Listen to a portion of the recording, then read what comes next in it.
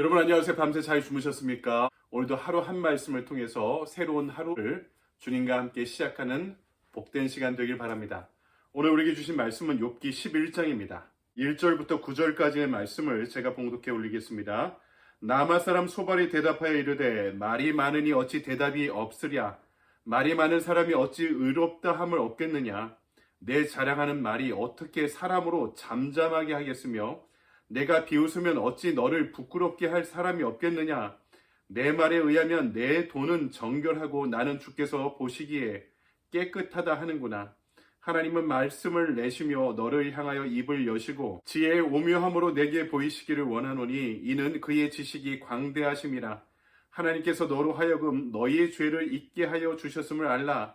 내가 하나님의 오묘함을 어찌 능히 측량하며 전능자를 어찌 능히 완전히 알겠느냐.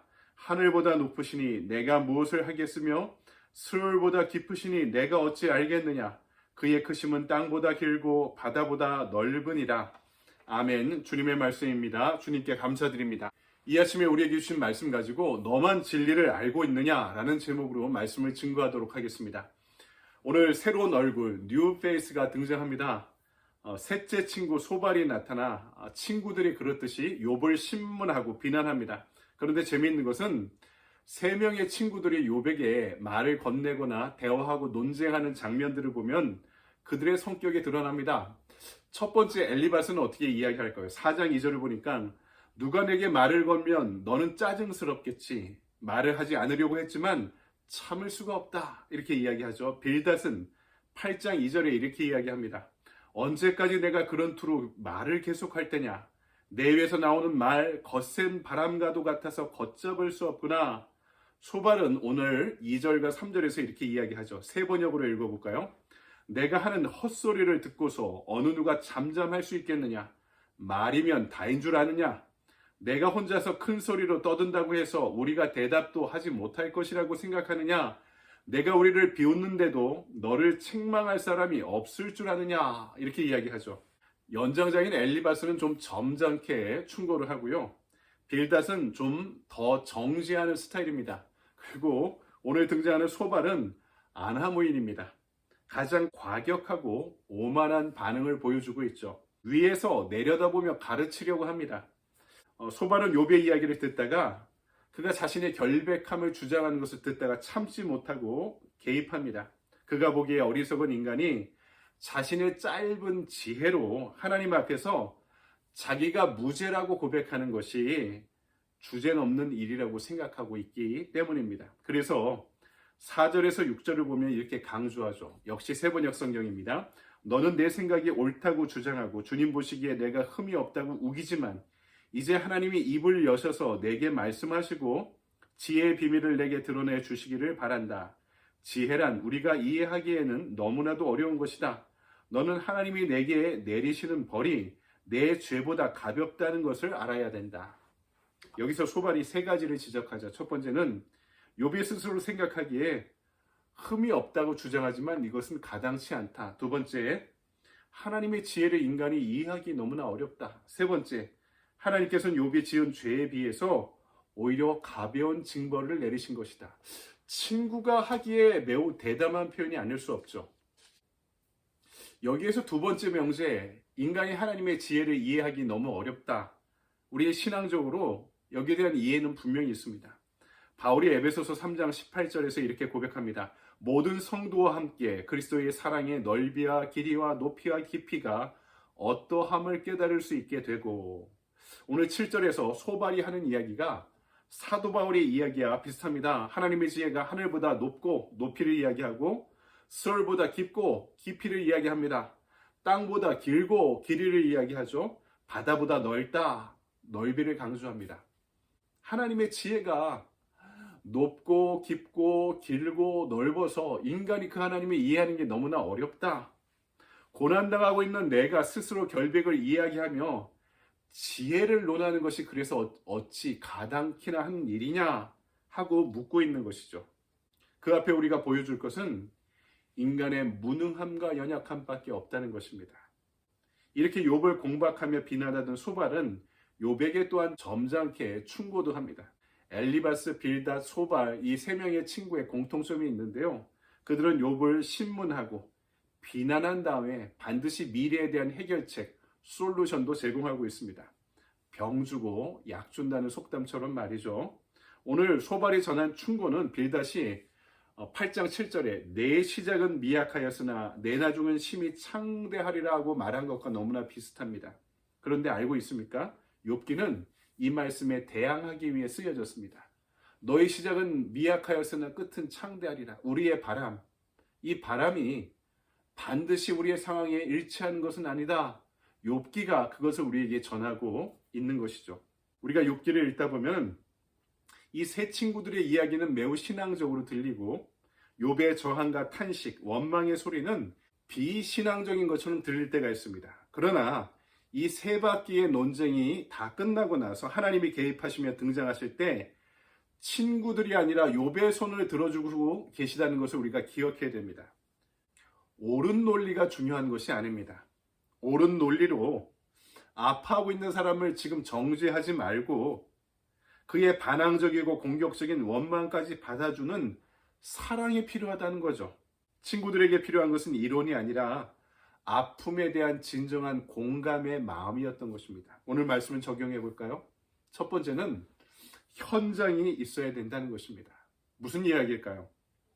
현장 없는 이론만큼 무서운 것이 없습니다. 지금 친구들의 이론은요, 이런 3단 논법으로, 전통적인 논리학의 3단 논법으로 정리가 될 수 있습니다. 첫째, 하나님은 선한 사람에게 복을 주시고 악한 사람에게 벌을 주신다. 전통적인 인과응보의 교리, 인과율에 이들이 서 있습니다. 둘째, 욥은 지금 심각한 고난을 당하고 있다.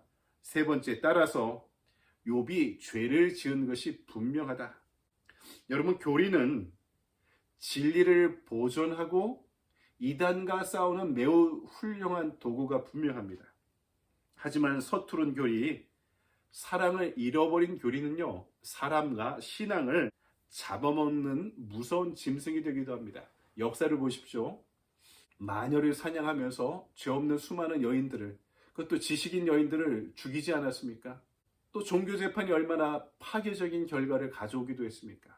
종교와 종교가 이론이 다르다는, 교리가 다르다는 이유로서 30년 전쟁도 100년 전쟁도 일어나지 않았습니까? 그래서 이론은요, 현장을 지니고 있어야 됩니다.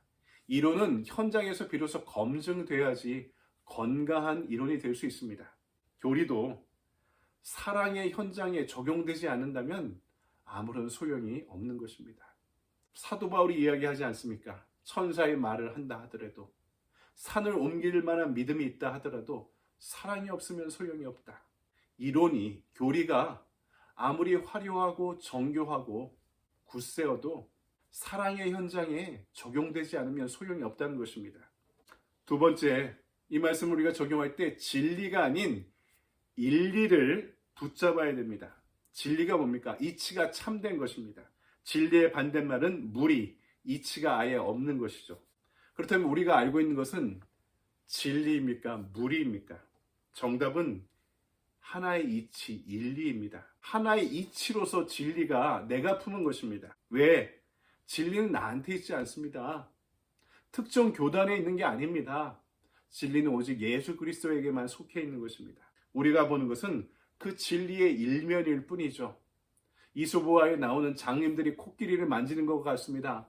어떤 장님은 코를 만지고, 어떤 장님은 다리를 만지고, 어떤 장님은 등을 만지고, 어떤 장님은 상아를 만지고, 코끼리에 대해 설명해보라 할 때 아주 굵은 밧줄과 같다 누구는 이야기하고, 누구는 기둥과 같다고 이야기하고, 상아를 만진 장님은 아니야, 코끼리는 창처럼 뾰족해라고 이야기하고, 옆구리와 등을 만진 장님은 에이 너희들이 잘못 본 거야, 코끼리는 벽과 같아 라고 이야기하는 거죠.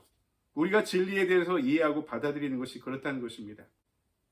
기독교 안에서도요, 서방 카톨릭 교회가 있고 동방 정교회가 있고 프로테스탄트 교회, 개신교회의 관점이 다릅니다.